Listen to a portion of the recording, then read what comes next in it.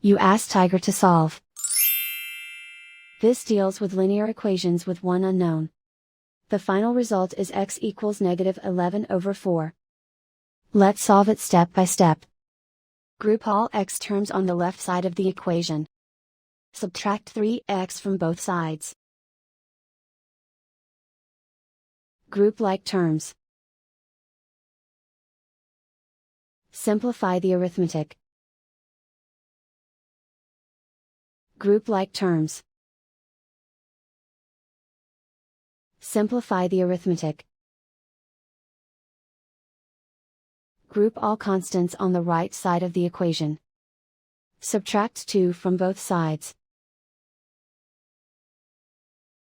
Simplify the arithmetic.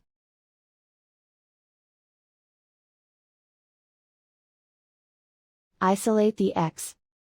Divide both sides by 4. Simplify the fraction.